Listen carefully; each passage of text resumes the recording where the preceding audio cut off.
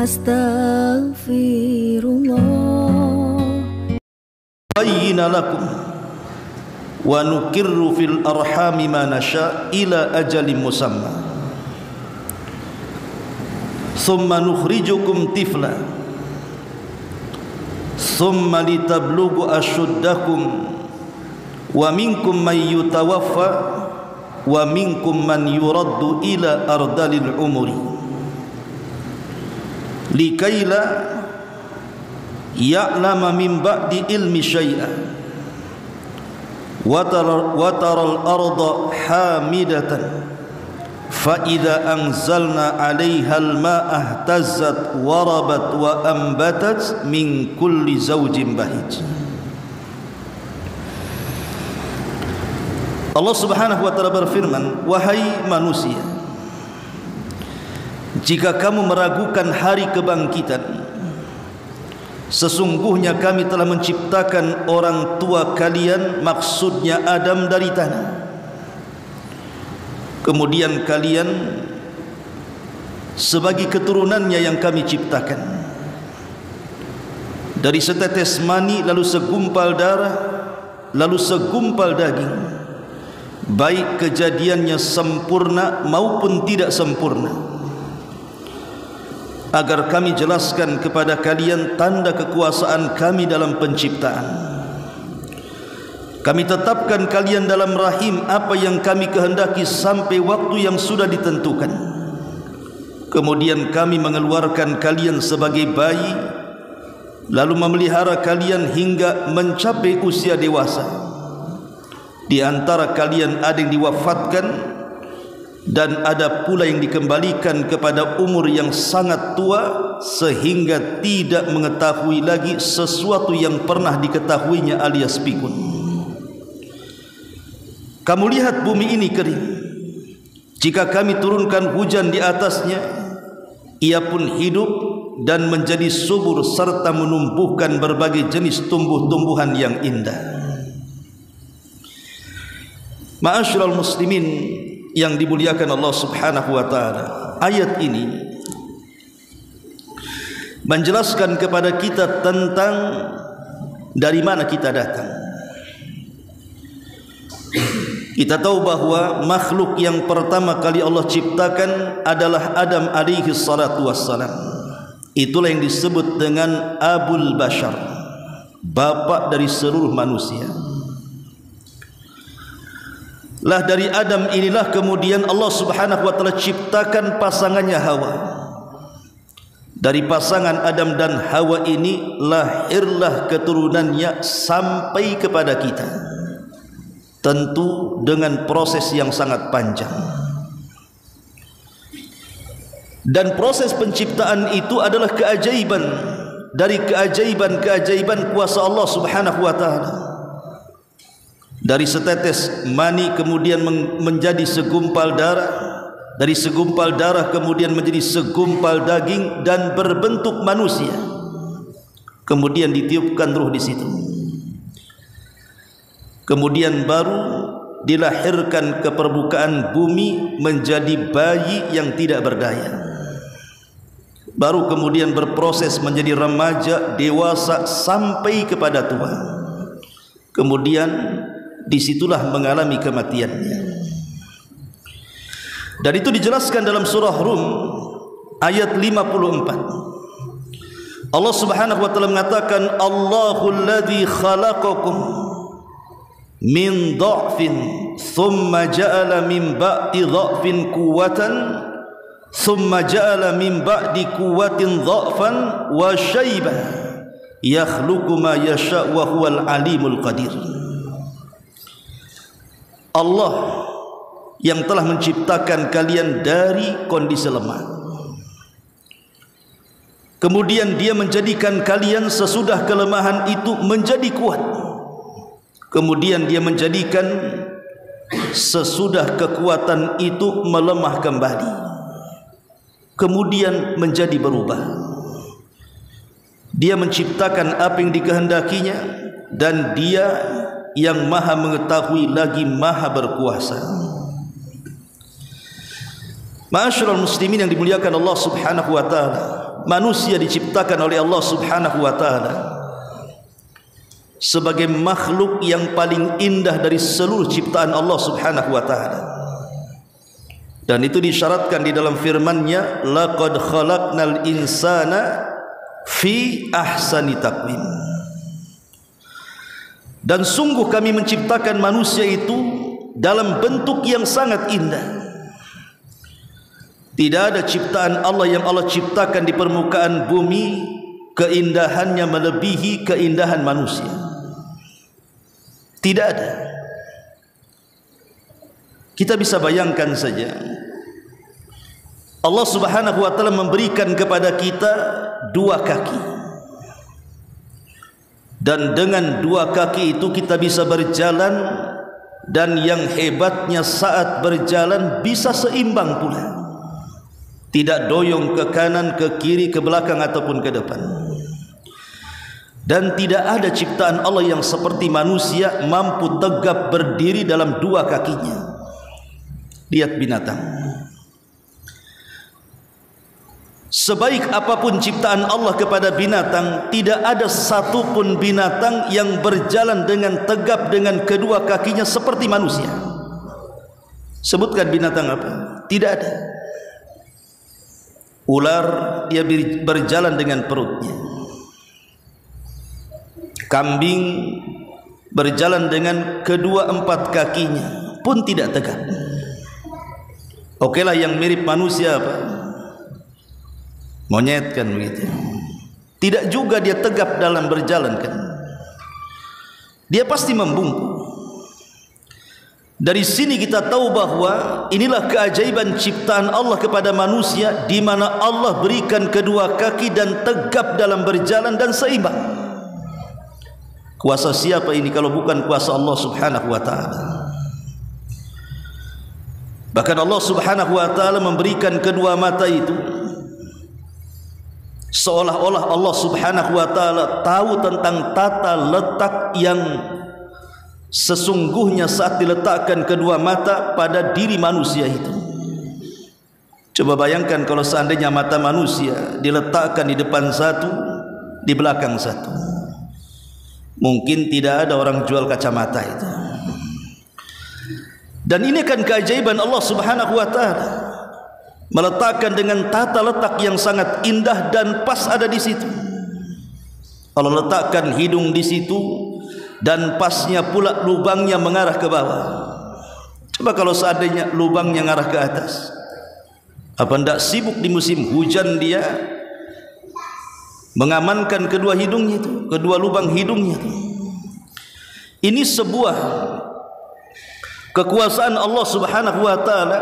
Memang manusia itu Allah ciptakan dengan sebaik-baik bentuk, dan tidak ada ciptaan Allah yang lebih indah dibandingkan manusia. Kenapa demikian? Kenapa manusia diberikan ciptaan yang Allah berikan sebaik mungkin dibandingkan makhluk yang lainnya? Itu karena pada manusia itu ada dua unsur. Yang pertama disebut jasmani dan yang kedua disebut ruhani. Dari segi jasmani, kita tahu bahwa manusia diberikan oleh Allah Subhanahu wa taala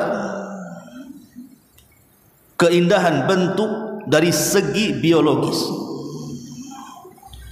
dan dari segi ruhani Allah Subhanahu wa taala berikan kepada manusia kecerdasan otak untuk berfikir, dan ini tidak ada pada makhluk yang lain. Tapi tentu masalahnya, jasad dan ruh itu dua hal yang berbeda.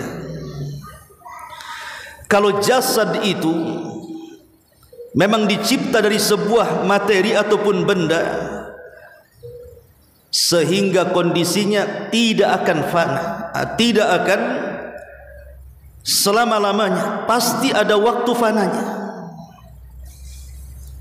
Berbeda dengan ruh.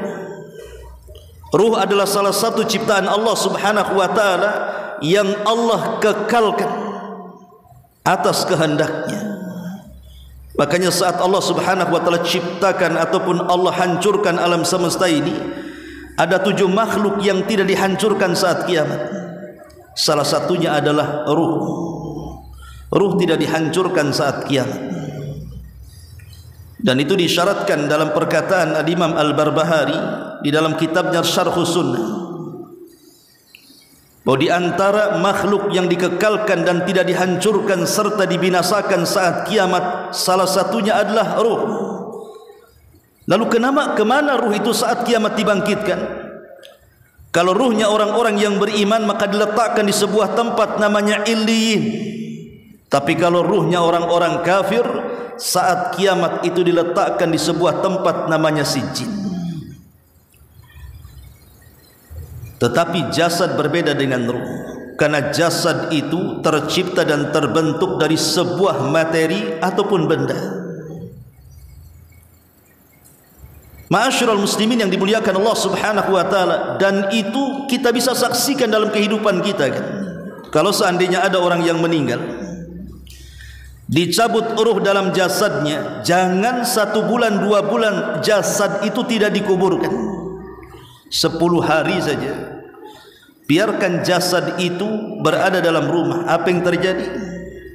Maka lama-lama akan terjadi kerusakan, bau busuk yang menyengat dan begitu seterusnya. Ya, karena jasad itu tidak kekal. Yang kekal itu adalah ruh, tentu berdasarkan kehendak Allah atas kekekalannya. Ma'asyiral muslimin yang dimuliakan Allah Subhanahu wa taala, lah di dalam surah yang tadi kita baca, surah Ar-Rum ayat 45 ini, bahwa Allah Subhanahu wa taala menciptakan manusia itu berawal dari kelemahan. Kita lihat bayi yang dilahirkan, pertama bayi dilahirkan itu mata pun tidak bisa memandang, telinga pun belum bisa mendengar, bahkan tangan dan kaki pun belum bisa digerakkan. Tapi dengan berjalannya waktu dari hari ke hari, dari minggu ke minggu, dari bulan ke bulan, mulailah kemudian mata dia bisa memandang, telinga dia mulai mendengar, lisan dia mulai berucap, tangan dan kaki dia mulai bertenaga dan mulai bergerak, sampai kemudian cara berfikirnya pun jalan. Disitulah Allah Subhanahu wa taala berikan pengetahuan, sehingga ketika menginjak remaja kemudian dewasa, maka manusia pun semakin kuat, bahkan di atas kekuatannya, baik fisik atau pikirannya. Tetapi Allah Subhanahu wa taala mentakdirkan manusia akan kembali dalam kelemahannya. Makanya Allah Subhanahu wa taala mengatakan di sini, "Tsumma ja'ala min ba'di quwwatin dha'fan wa syaibah." Kemudian Allah Subhanahu wa taala jadikan setelah kekuatan yang ia miliki menjadi lemah kembali. Bahkan akan terjadi perubahan. Kita bisa lihat orang-orang yang boleh jadi di masa dia remaja atau dewasa, boleh jadi mungkin dia orang yang paling tampan ataupun orang yang paling cantik, tapi ketika usianya kemudian menginjak tua, 70, 80 tahun, 90 tahun, kita lihat perubahannya. Tidak ada ceritanya orang tua ganteng itu, atau tidak ada ceritanya nenek-nenek itu cantik, karena sudah berubah kondisinya. Begitulah Allah takdirkan kepada jasad kita, pasti berubah. Makanya kenapa Nabi SAW ketika menceritakan tentang anjuran kita mencari pasangan, Nabi menyebutkan tungkahul mar'atu li arba, wanita itu dinikahi karena 4 perkara. Karena hartanya, karena kecantikannya, karena nasabnya, dan karena agamanya. Tapi Rasul mengatakan fadfar biddatid din taribat yada, ambil yang baik agamanya, selamatlah dirimu. Kenapa kemudian agama yang dipilih oleh Nabi SAW? Karena agama ini adalah sesuatu yang kekal. Tetapi nasab, harta dan kecantikan ini sesuatu yang fana, ada batas waktunya. Disitulah kemudian kita tahu bahwa kekuasaan Allah itu luar biasa kepada manusia. Lalu apa yang disombongkan manusia di hadapan Allah Subhanahu wa taala kalau demikian? Ma'asyiral muslimin yang dimuliakan Allah Subhanahu wa taala. Setelah kemudian manusia diciptakan oleh Allah Subhanahu wa taala ke alam dunia ini, maka Allah Subhanahu wa taala mentakdirkan manusia diberikan banyak cobaan di dunia ini. Makanya kata para ulama, ada 3 perkara yang merupakan kepastian bagi manusia, di mana pasti manusia itu mengalaminya. Pertama, manusia itu tidak mungkin istirahat dari ujian. Pasti manusia itu akan diuji. Selesai satu ujian, datang ujian yang lainnya. Selesai ujian yang lainnya, datang pula yang lainnya lagi. Manusia tidak akan dibuat istirahat oleh Allah Subhanahu wa taala. Yang kedua, manusia tidak mungkin lepas dari ucapan manusia yang lainnya. Manusia tidak mungkin lepas dari ucapan manusia yang lainnya. Sebaik apapun kita, pasti ada orang yang menjelek-jelekan kita, apalagi kita jelek. Karena redha manusia itu sesuatu yang mustahil dikejar. Kata para ulama, redhan nas ghayatun la tuhsa. Kereduan manusia itu sesuatu yang mustahil diraih. Kalau seandainya kita menghendaki dengan perbuatan kita manusia suka dengan kita semuanya, mustahil. Pasti ada yang suka, ada yang tidak. Maka yang kedua, manusia tidak mungkin lepas dari ucapan manusia yang lainnya. Ada orang yang mengatakan, Ustaz, saya tidak akan keluar rumah. Ngapain ngurung di dalam rumah? Supaya tidak dibicarakan tetangga, katanya. Kata siapa? Kata siapa orang yang ngurung di rumah itu tidak dibicarakan tetangga? Ada yang bicara nanti. Kenapa si Anu tidak keluar rumah itu? Jangan-jangan gila. Bisa saja kan ya. Jangan-jangan dia sakit. Orang yang menghindar dari pembicaraan manusia saja tetap terkena pembicaraan manusia, karena itu sebuah kepastian. Manusia itu pasti diuji, manusia itu pasti dibicarakan, dan yang terakhir, manusia itu pasti mengalami kematian. Kullu nafsin dha'iqatul maut, setiap jiwa pasti mengalami kematian. Lah ujian-ujian itu akan dilalui oleh semua manusia. Makanya kita lihat di tengah-tengah manusia itu ada orang yang melakukan kezaliman, ada orang yang dizalimi. Ada orang-orang yang melakukan pembunuhan, ada orang-orang yang dibunuh.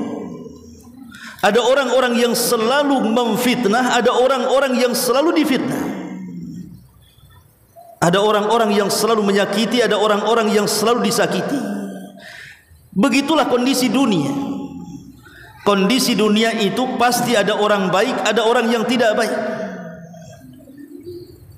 Tetapi Allah Subhanahu wa taala bukan berarti membiarkan orang-orang berbuat jahat atau berbuat zalim sekehendaknya mereka berjalan di permukaan bumi. Karena seadil-adilnya pengadilan di bumi tetap tidak akan membawa keadilan. Walaupun di Batam ini ada kantor pengadilan, masuk ke kantor itu tidak dapat keadilannya di situ. Namanya saja kantor pengadilan. Tapi banyak orang-orang yang masuk kantor itu malah keluar dizalimi dia di situ. Karena pengadilan dunia ini sehebat apapun, hatta menegakkan syariat Islam sekalipun, seandainya ada orang yang dibunuh, ada orang yang membunuh kemudian dibunuh, itu saja terkadang belum mencapai tingkat keadilan yang memuaskan. Makanya kenapa qisas itu akan diulang pada hari kiamat.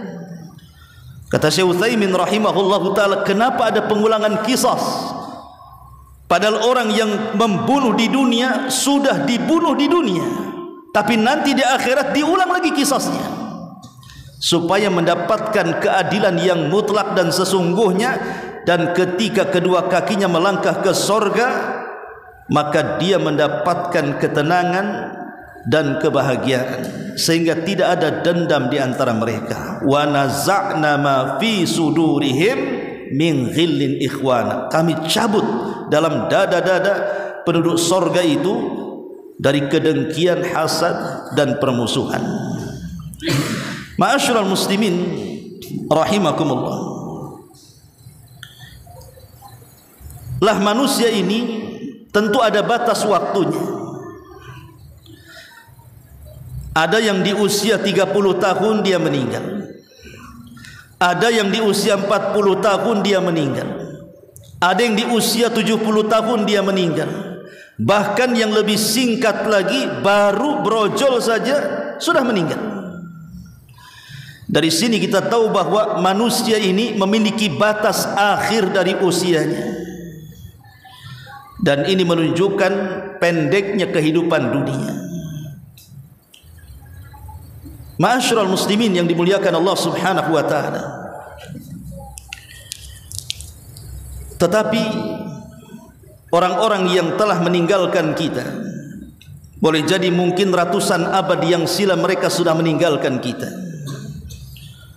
dan mereka sudah berada dalam kuburan-kuburan mereka. Dan jumlah orang-orang yang ada di dalam kuburan itu kan lebih banyak dibandingkan jumlah orang yang hidup di atas kuburan.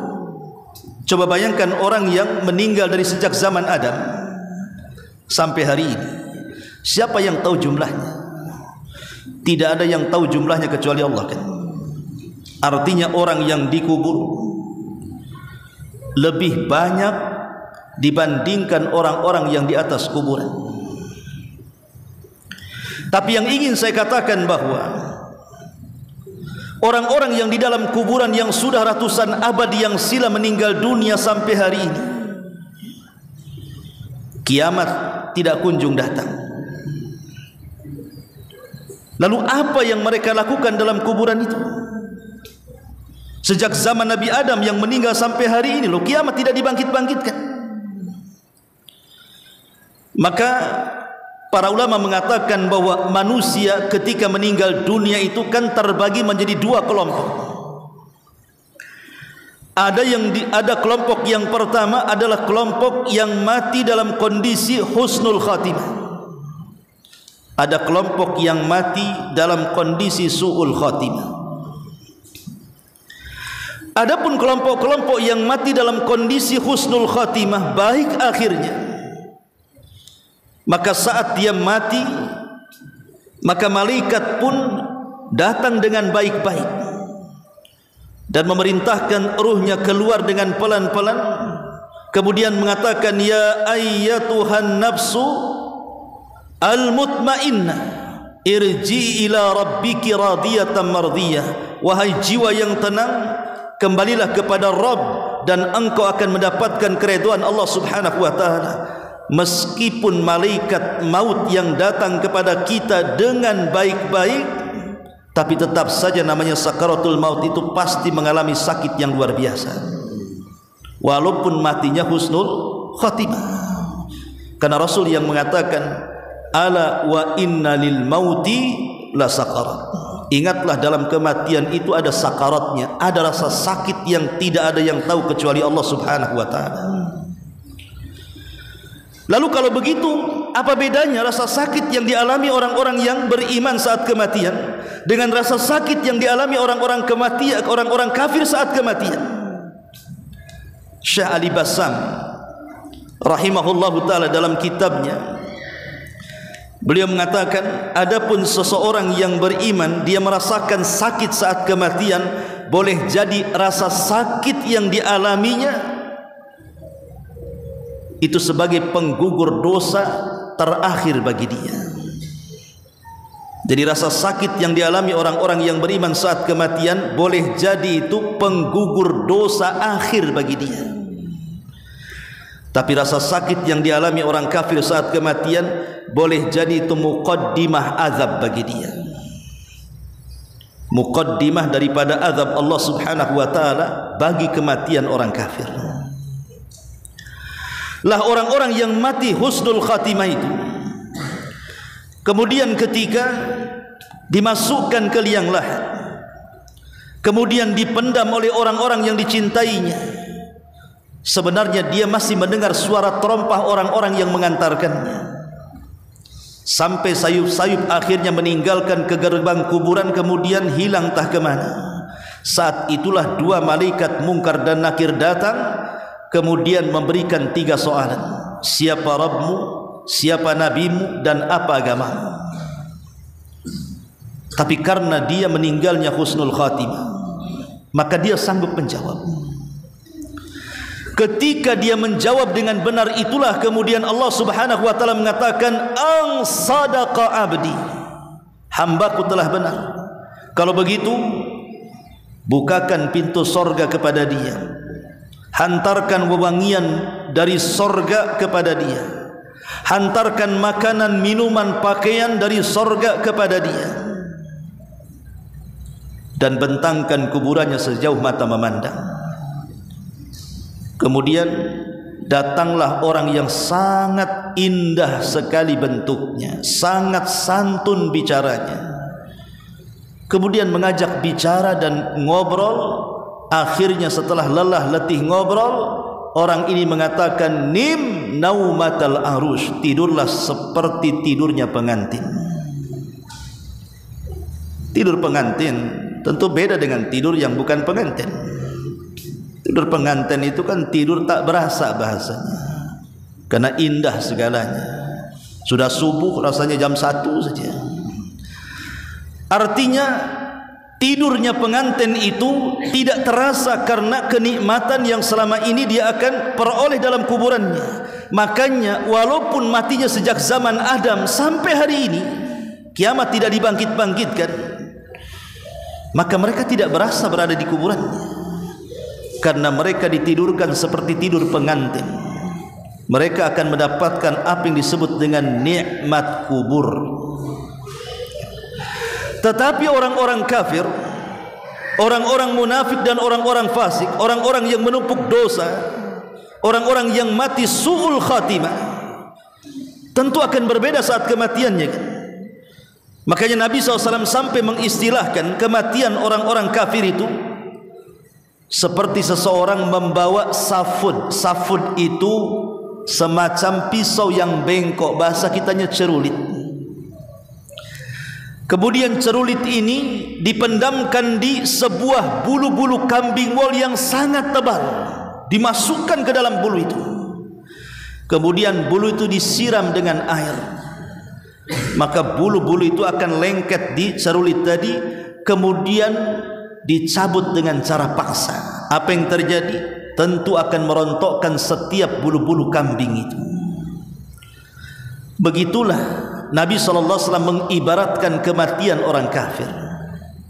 Maka dia akan merasakan rasa sakit yang luar biasa, seolah-olah seluruh persendian otot remek dan juga hancur dibuatnya, dan dia menjerit kesakitan yang tidak ada yang tahu rasa sakitnya kecuali Allah Subhanahu wa taala.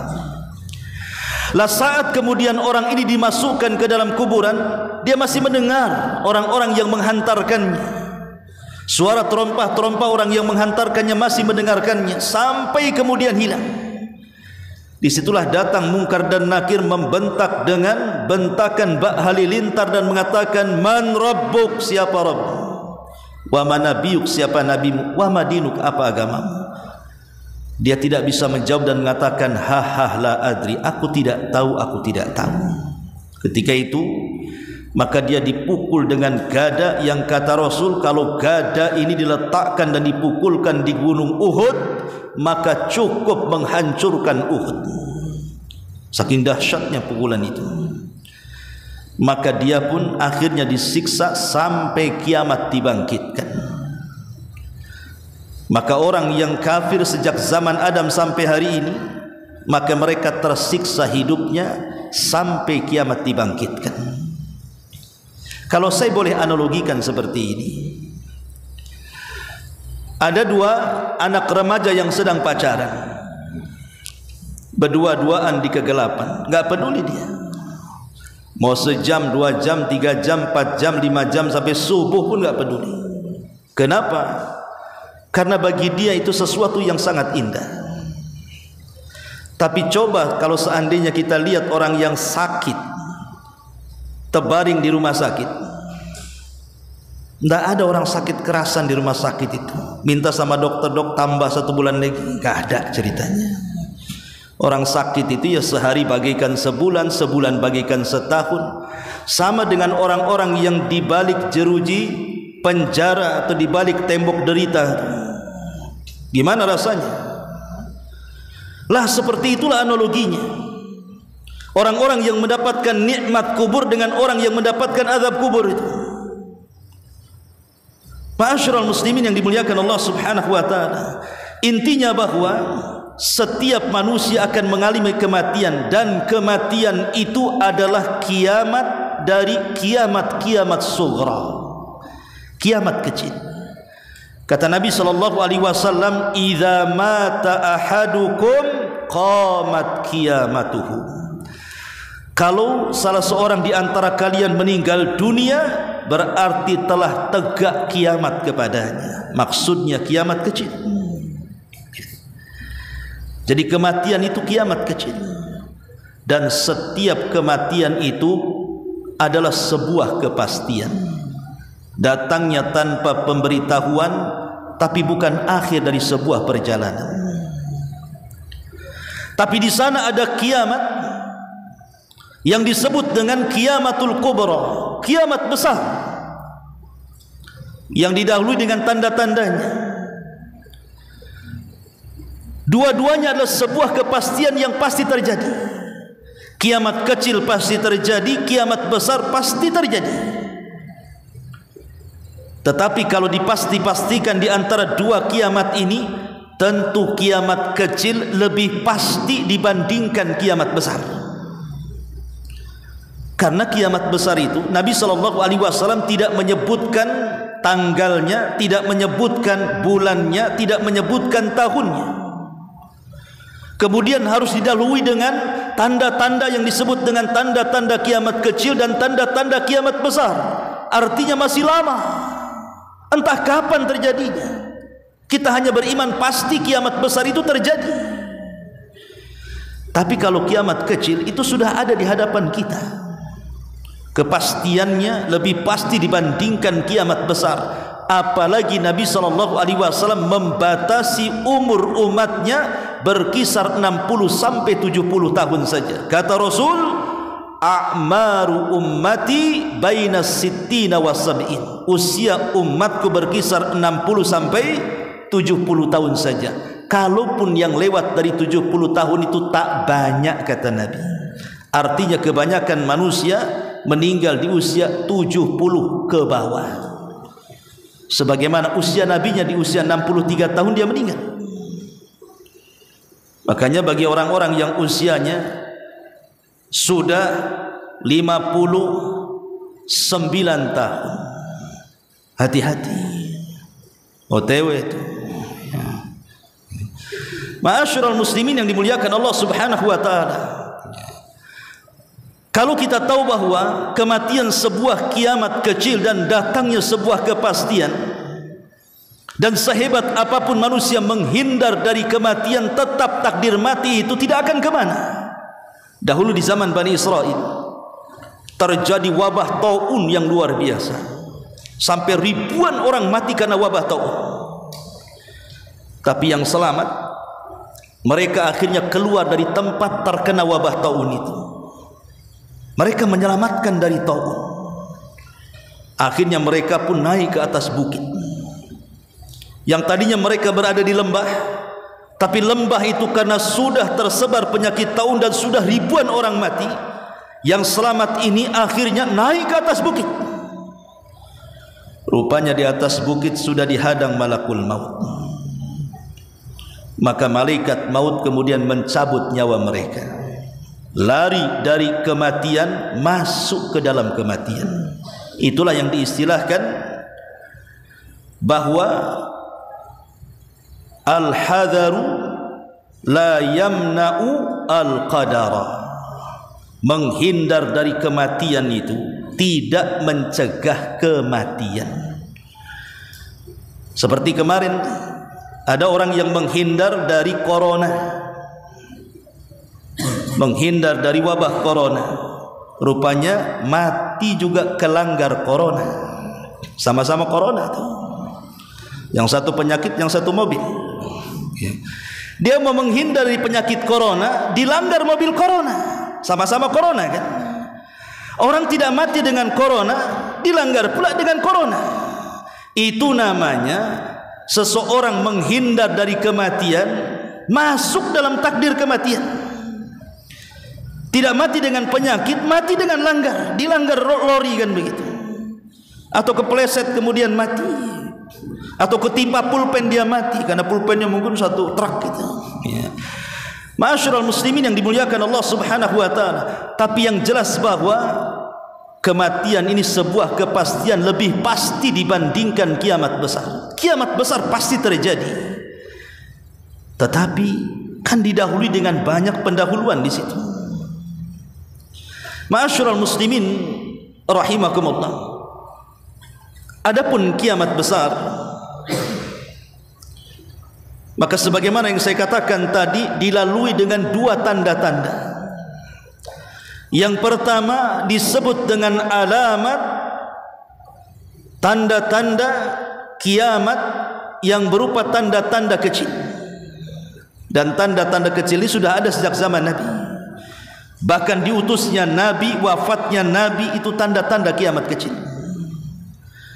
Tapi di sana ada tanda-tanda kiamat besar. Seperti apa tanda-tanda kiamat kecil? Saya akan baca secara ringkas.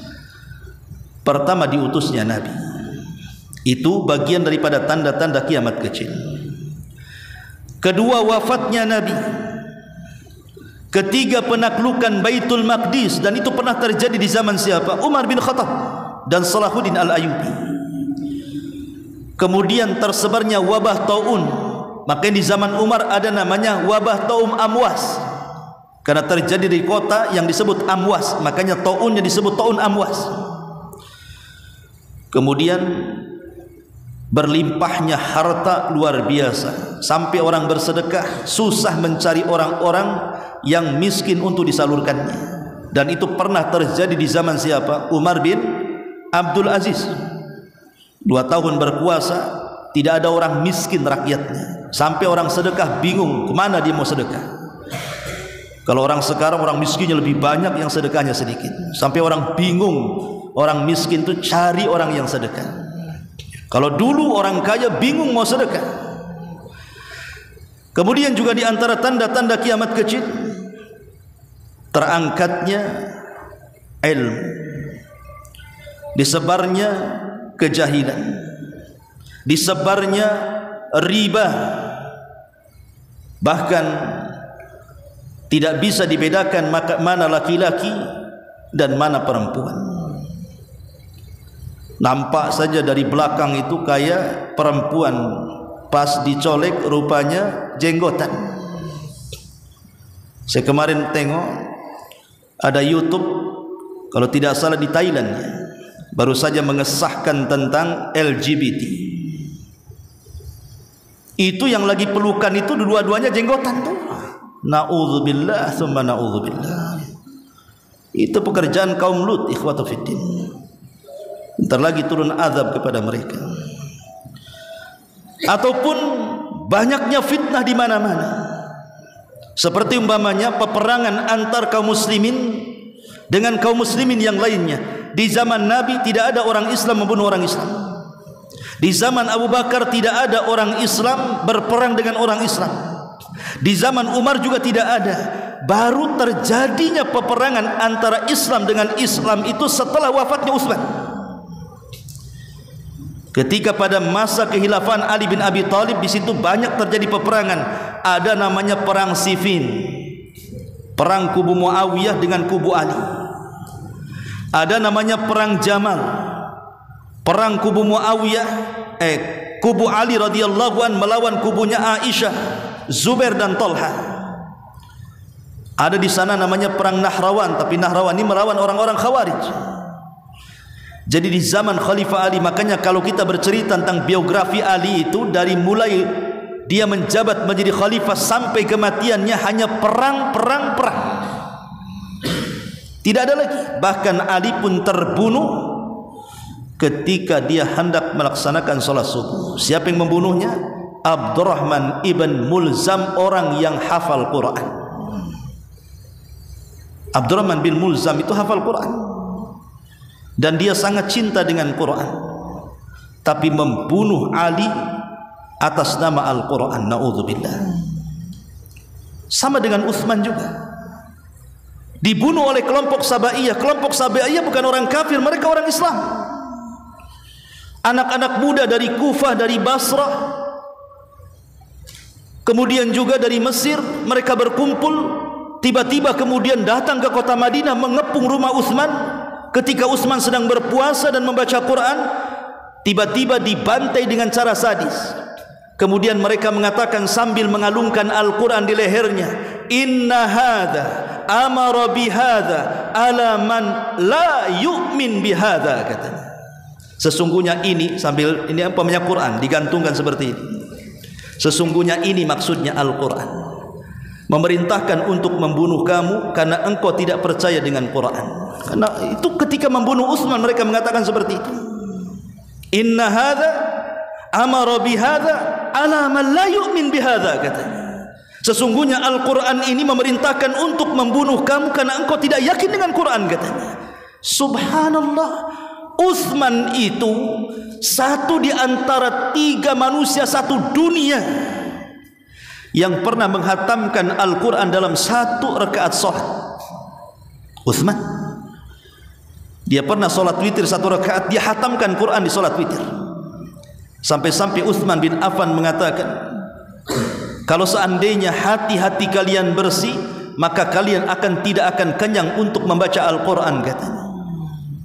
Utsman adalah pakarnya Quran. Kenapa orang-orang ini mengatakan membunuh Utsman atas nama Quran? Nah, ini tanda-tanda kiamat, perang antar muslim dengan muslim yang lainnya. Dan kita lihat hari ini kan, kita lihat hari ini bukan saja berperang antar kelompok, antar negara, kan begitu, antar keluarga, gara-gara rebutan waris bunuh-bunuhan, gara-gara tersinggung dengan tetangganya bunuh-bunuhan, suami bunuh istrinya. Sampai saya lihat YouTube tadi itu, ada seorang suami tega bunuh istrinya, dicor hidup-hidup sampai mati. Naudzubillah. Nah, ini kan terjadi gara-gara utang piutang, bunuh-bunuhan, gara-gara tersinggung ucapan, bunuh-bunuhan. Sekarang mudah orang membunuh itu, dan itu tanda-tanda kiamat. Kata Nabi SAW, wa yakthur al-haraj, ketika banyak haraj. Sahabat mengatakan, apa itu haraj? Maka Rasul mengatakan, al-qatlu, pembunuhan di mana-mana. Sampai Rasul mengatakan, al-qatil la yadri fima qatal wal maqtulu la yadri fima qutil. Orang yang membunuh bingung kenapa dia bisa membunuh. Orang yang dibunuh makin bingung kenapa aku dibunuh. Itu nanti akhir zaman kayak gitu. Ma'asyiral muslimin wal muslimat rahimakumullah. Dan banyak lagi tanda-tanda kiamat kecil ini. Lah di sana ada tanda-tanda kiamat besar. Tentu dimukaddimahi dengan munculnya Al-Mahdi Al-Muntadhar, Imam Mahdi yang ditunggu-tunggu. Dan Imam Mahdi yang ditunggu-tunggu sampai hari ini belum muncul. Jangan percaya dengan orang-orang yang ngaku Imam Mahdi. Dulu ada ya, orang Medan atau orang mana yang ngaku Imam Mahdi itu, yang dibaiat. Orang mana? Orang Medan atau orang mana? Orang Medan ya. Masya Allah. Padahal Imam Mahdi itu keturunan Nabi, dibaiat di antara rukun di sekitar Ka'bah. Ini dibaiat di Medan pula. Imam Mahdi dari mana? Dari Hong Kong. Banyak orang ngaku Imam Mahdi. Bahkan seorang wanita aja ngaku Imam Mahdi. Imam Mahdi itu laki-laki. Kenapa di Indonesia wanita ngaku Imam Mahdi pula? Lia Eden. Lah, ini tanda-tanda kiamat besar itu dimukaddimahi dengan khurujul Mahdi, munculnya Imam Mahdi, dan akan dibayat di antara rukun Hajar Aswad dan rukun Yamani. Ketika pembayatan ini terdengar ke Syam, datang pasukan berbendera warna hitam, kemudian bergerak dari Syam menuju kota Mekah hendak membunuh Al-Mahdi. Tapi di antara Mekah dan Madinah ada satu tempat namanya Baida. Disitulah terjadi gempa. Akhirnya pasukan ini diperosokkan oleh Allah ke dalam perut bumi dan dikubur hidup-hidup. Jadi kalau ada orang ngaku Imam Mahdi, harus ada peristiwa orang-orang yang akan membunuh Imam Mahdi yang terperosok ke bumi di satu tempat namanya Baida. Kalau ini terjadi, betul dia Imam Mahdi. Kalau belum terjadi, ada orang yang ditenggelamkan di Baida oleh Allah Azza wa Jalla karena niat membunuh Imam Mahdi, maka ketahuilah itu Mahdi gadungan namanya. Baru setelah Al-Mahdi Al-Muntadhar, disinilah munculnya Dajjal. Dan Dajjal itu makhluk yang Allah ciptakan sejak zaman Adam sampai sekarang, bahkan sampai kiamat dibangkitkan. Tidak ada fitnah yang lebih besar dibandingkan fitnah Dajjal. Saking besarnya fitnah ini, Nabi memerintahkan kita untuk berlindung pada setiap solat kita. Allahumma inni a'udzubika min adzabi jahannam wa min adzabil qabri wa min fitnatil mahya wal mamat wa min fitnatis syarril masihi dajjal. Setiap solat kita disuruh untuk berlindung dari 4 perkara ini.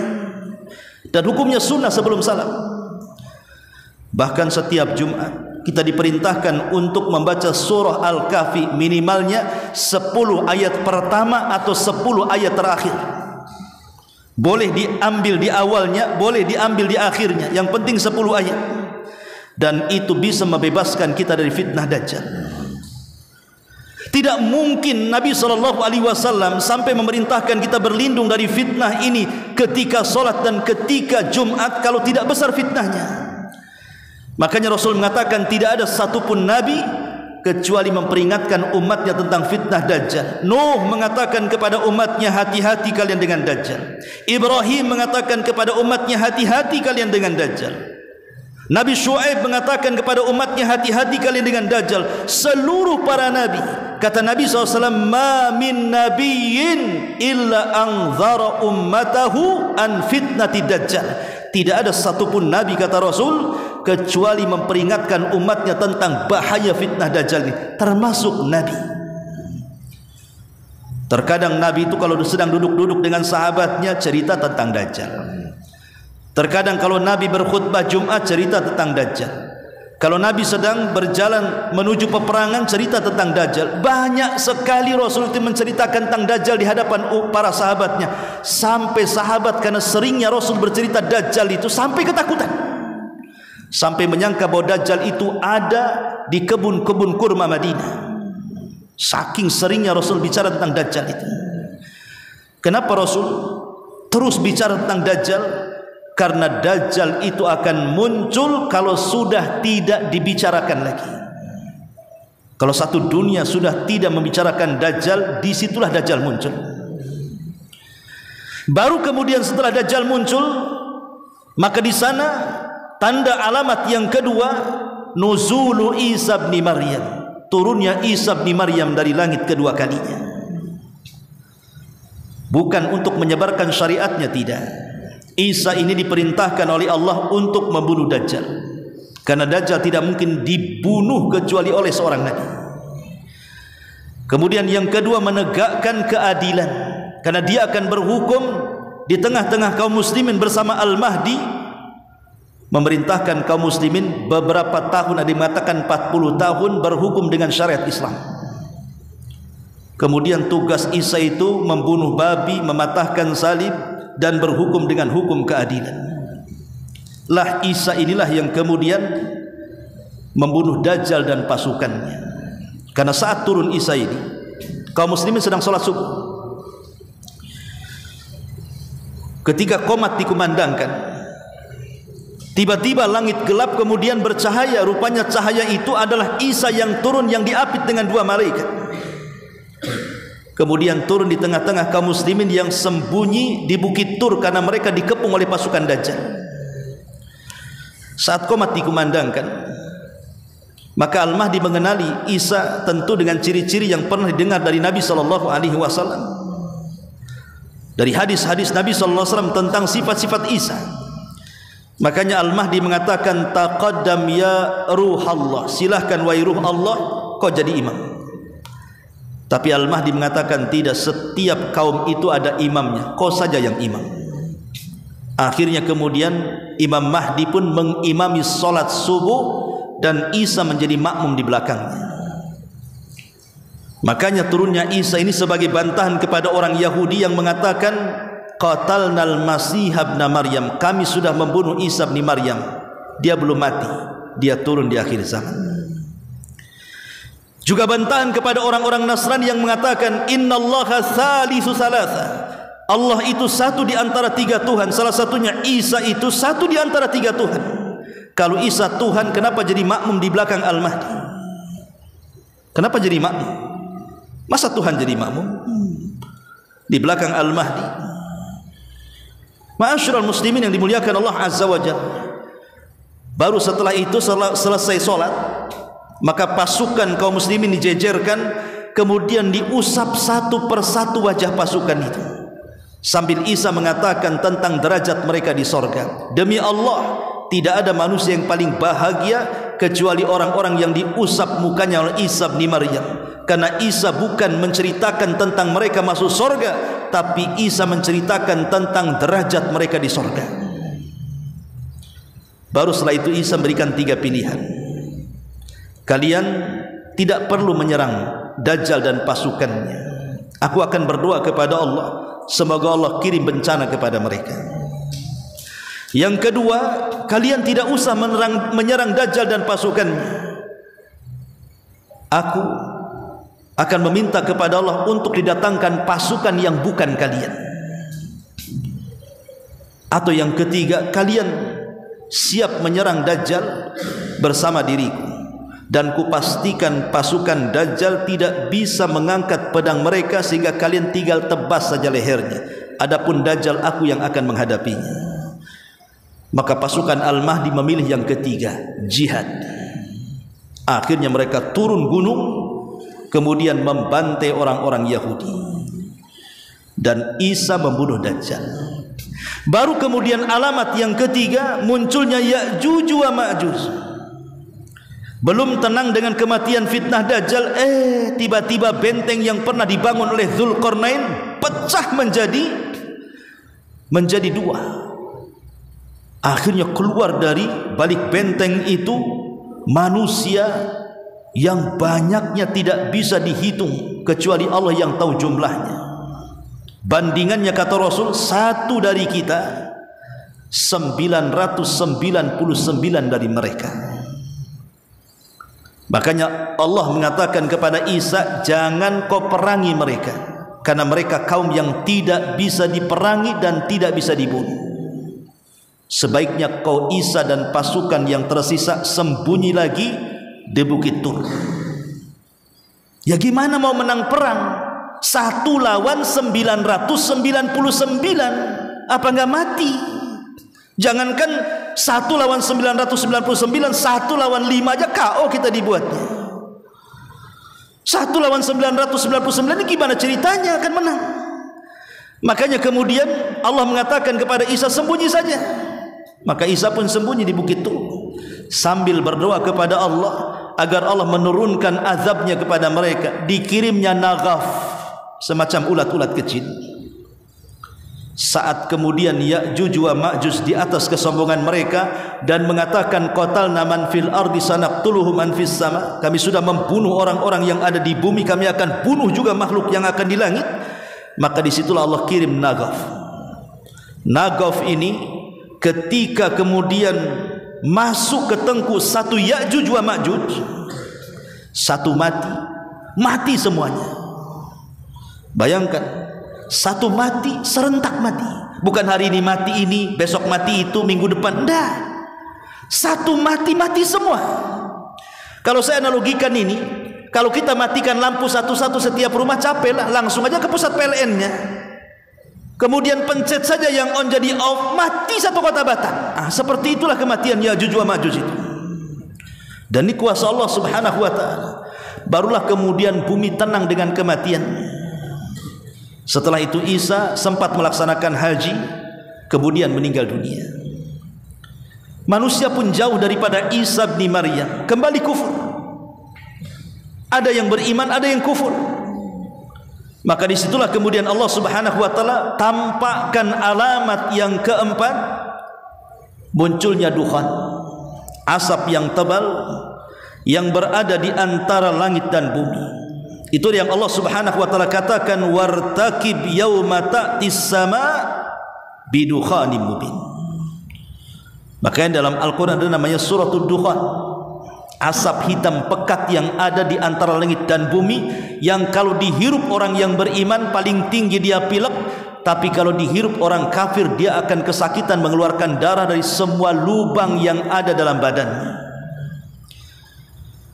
Itu peringatan mereka supaya mereka bertobat.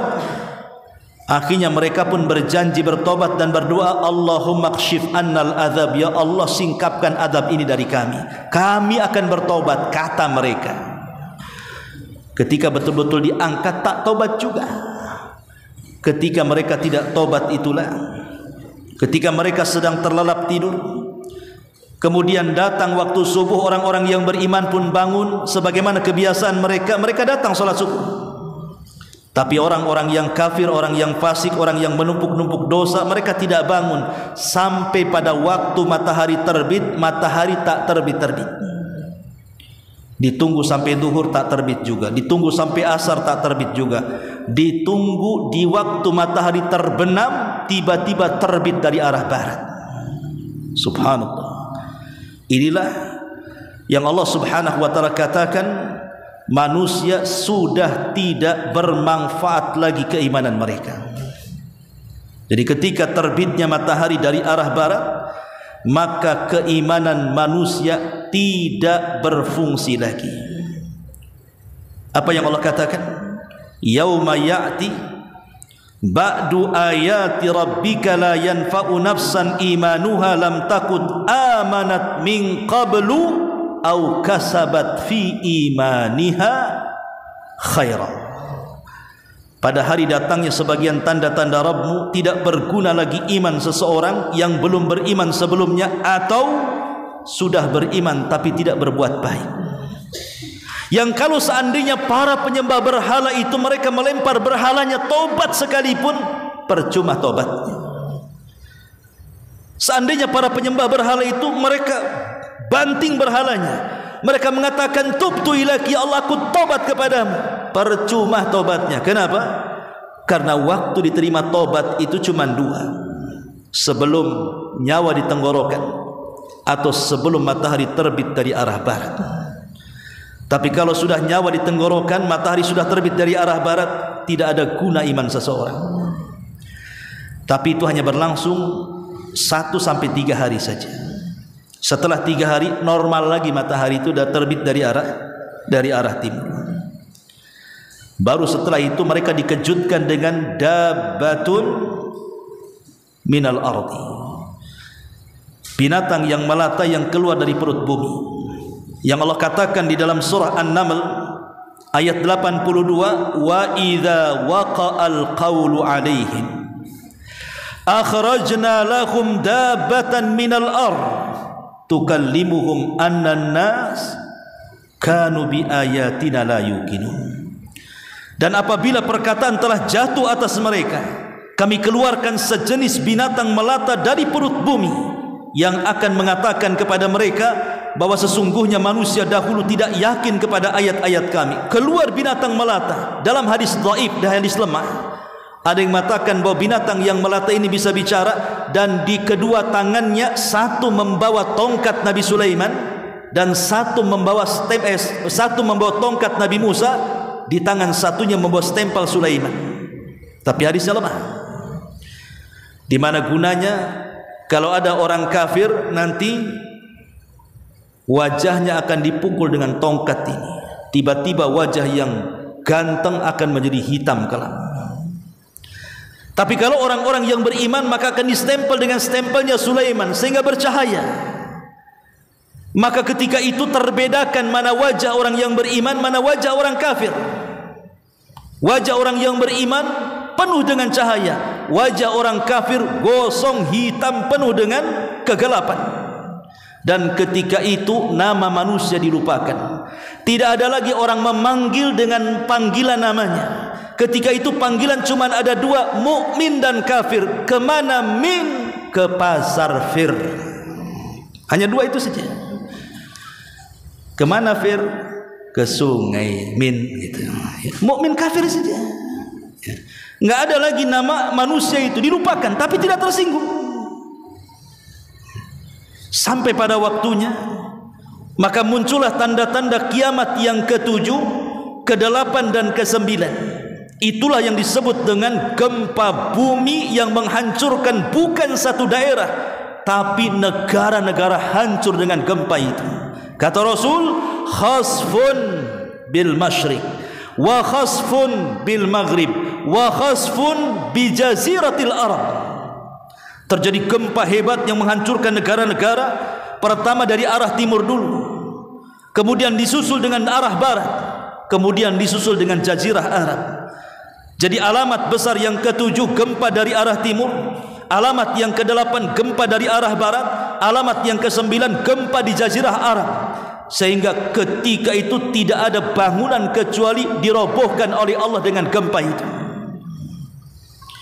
Barulah yang terakhir, muncul api berasal dari tanah Aden Yaman. Makanya NASA sudah memprediksi dengan alat canggihnya di bawah kota Aden Yaman itu terdapat larva yang luar biasa. Shadaqah Rasulullah. Karena api itu akan keluar dari negeri Aden itu dan akan menggiring manusia ke mana? Ke Syam, ke Palestina sana. Di Palestina inilah manusia akan dikumpulkan. Namun sebelum terjadi kiamat besar, Allah kirim angin yang sangat sejuk menerpa setiap ketiak-ketiak orang-orang yang memiliki iman walaupun sebiji zarah, kemudian mereka diwafatkan sehingga tidak ada lagi orang yang beriman hidup kecuali mati. Yang hidup itu hanya orang-orang kafir saja, hanya orang-orang fasik, orang-orang yang mereka menumpuk-numpuk dosa dan tidak malu melakukan dosa. Disinilah Rasul katakan la taqumus sa'ah illa ala syiraril khalqi. Tidak mungkin tegak hari kiamat kecuali manusia di atas keburukan yang nyata. Disitulah Allah perintahkan Israfil untuk meniup sangkakalanya. Allah katakan wa nufikha fis suri fasa'iqa man fis samawati wa man fil ardi illa man syaa Allah thumma nufikha fihi ukhra fa idahum qiyamun yanzurun. Allah mengatakan dalam surah Az-Zumar ayat 68, dan ditiupkanlah sangkakala maka matilah siapa yang di langit, siapa yang di bumi, kecuali siapa yang Allah kehendaki saja. Itulah yang disebut dengan kehancuran alam semesta, kehancuran alam semesta ataupun kiamatul kubra, kiamat besar. Berapa lama tiupan pertama dengan kedua? Nabi mengatakan dalam riwayat Abu Hurairah radhiyallahu an arbaun, di angka 40. Disitulah terjadi kehancuran alam semesta antara tiupan pertama ke kedua, di mana Allah gempakan bumi, di mana Allah jatuhkan planet dan bintang-bintang langit, di mana Allah luapkan air lautan ke daratan. Tidak ada satupun makhluk kecuali dihancurkan. Kullu man 'alaiha fan. Semua makhluk dibuat fana oleh Allah Subhanahu wa taala. Saat itulah Allah Subhanahu wa taala tiba-tiba bicara sendiri karena tidak ada makhluk yang hidup. jin mati, manusia mati, binatang mati, tumbuh-tumbuhan mati, malaikat juga mati. Allah katakan limanil mulkul yaum, milik siapa kekuasaan ini? Tidak ada yang jawab, tidak ada manusia yang hidup.